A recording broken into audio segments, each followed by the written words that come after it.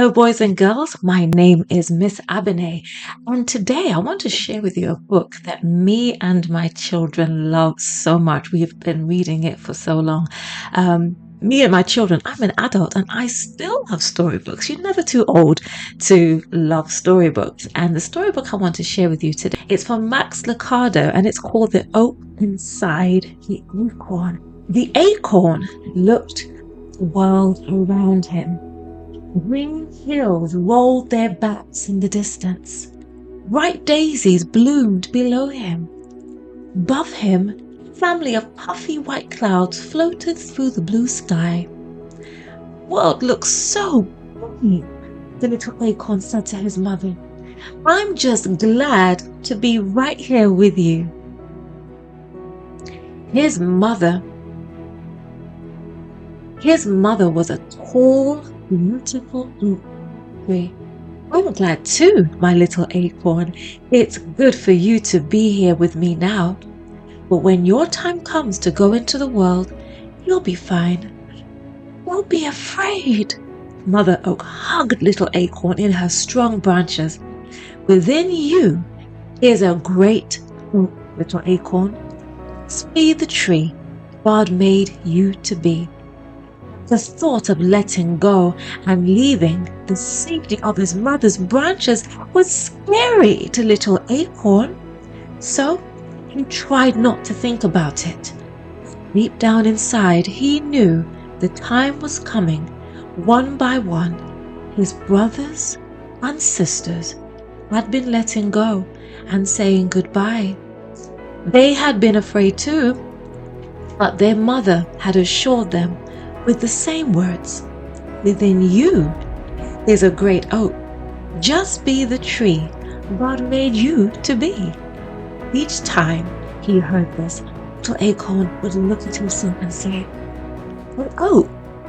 He was so small, it was hard for him to believe he could ever be a tree."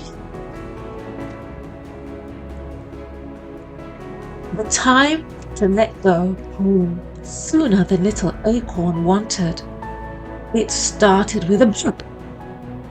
He was resting one summer afternoon, thankful for the coolness in the shadow of the leaves. Then, thud, the tree jumped.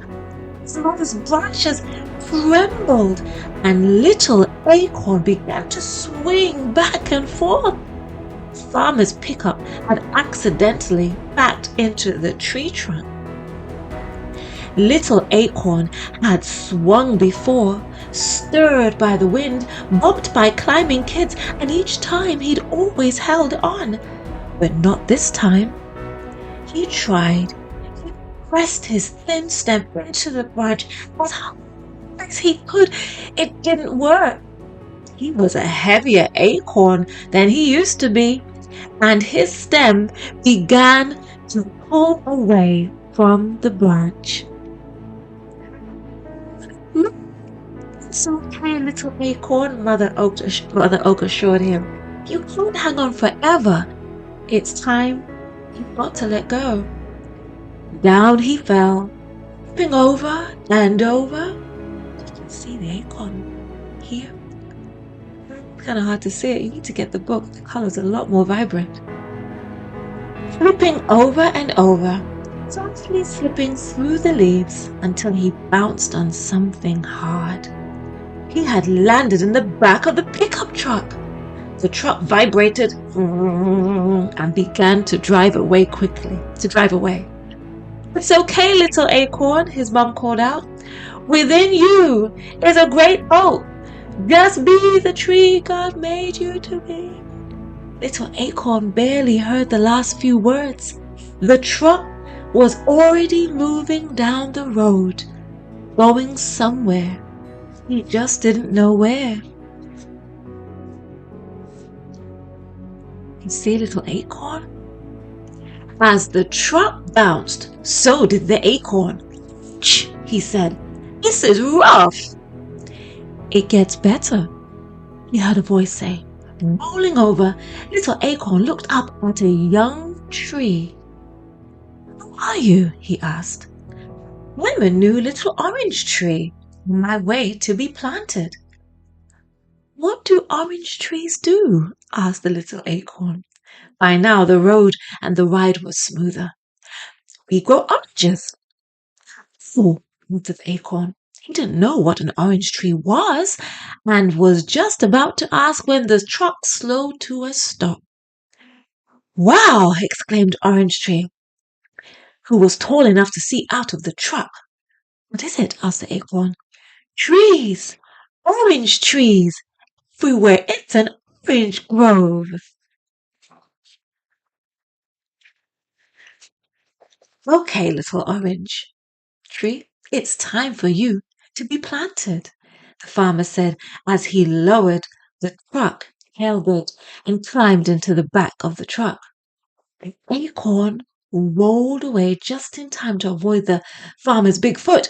The farmer took the tree and was gone for a long time. Little acorn stared at the sky as it began to darken. Think he was missing his mother? Yeah, wouldn't you? If you're away from your mummy and daddy for a long time. He missed his mother oak and her strong branches. This would be his first night away from her. The tailgate banged and the farmer jumped in. Quick sweep. What's going to happen to little acorn, do you think? A quick sweep, he said, and I'm headed home. Little acorn had never seen a broom. Little acorn would be scared, right? He barely saw this one before it sent him high in the air. He landed in soft dirt. Where do you think Acorn is now? I wondered what happened to you. It was Orange Tree. Got a new friend now. Little Acorn was happy to hear a familiar voice. Is this your new home? It sure is, Orange Tree said, and it looks like it's your home too. Little Acorn had one more question.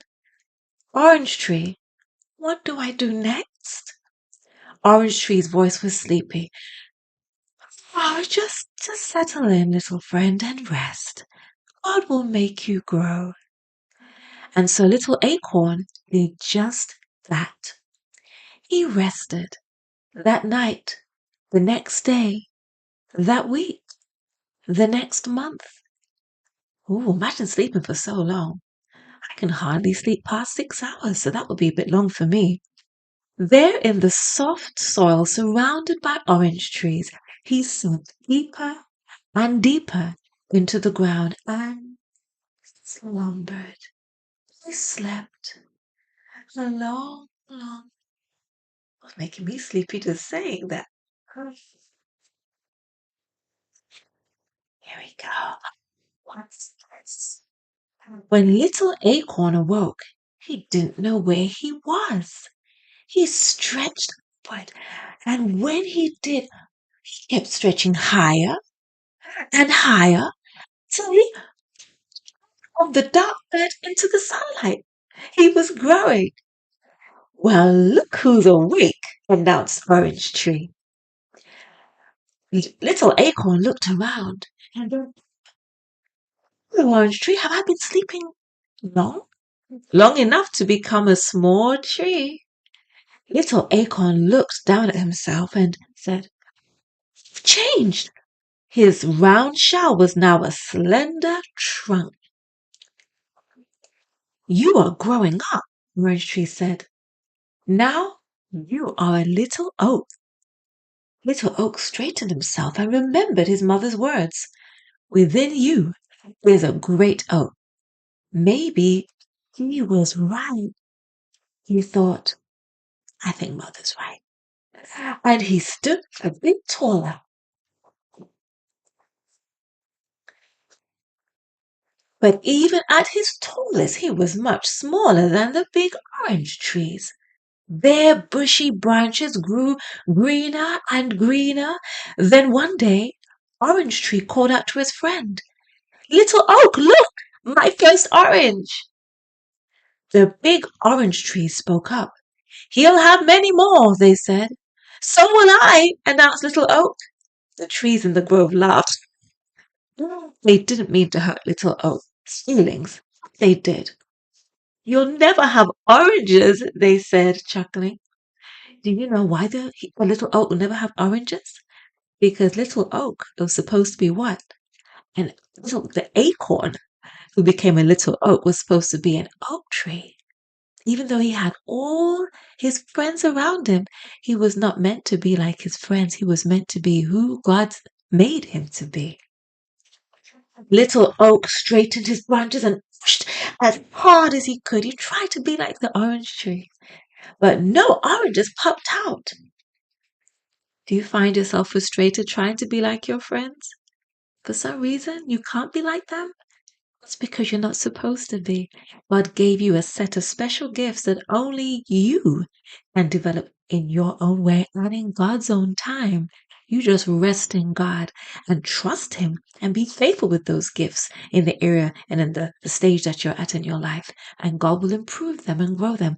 Don't look at others and compare yourself. Appreciate your friends' gifts. Appreciate those around you and enjoy and celebrate them, but never compare because your time is coming and it's going to be completely different to theirs.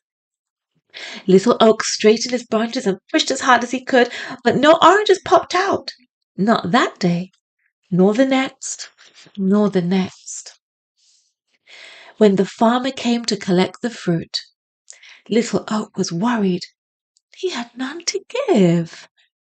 Well, hello, Little Oak, the farmer greeted. How did you get here? Farmer walked away, and when he returned, he carried a big shovel. I know just the place for you. He lifted the new little oak tree out of the ground. Bye bye, my friend, said Orange Tree. Where do you think the farmer is going to put Little Oak? He didn't belong among the orange trees. That wasn't his place. So where do you think the farmer's going to put him next? Well, I'm going to stop here. I'm not going to give all the juicy details out. You're going to have to ask your mummy or your daddy or both to buy this book for you from Max Lucado, The Oak Inside the Acorn. We love this storybook. And my son is 12 and he never gets tired of me reading it to him. So, happy reading. The more you put in, the more time you spend reading and learning of the beautiful things around you in God's world, the more you will grow and develop and understand your place in this earth.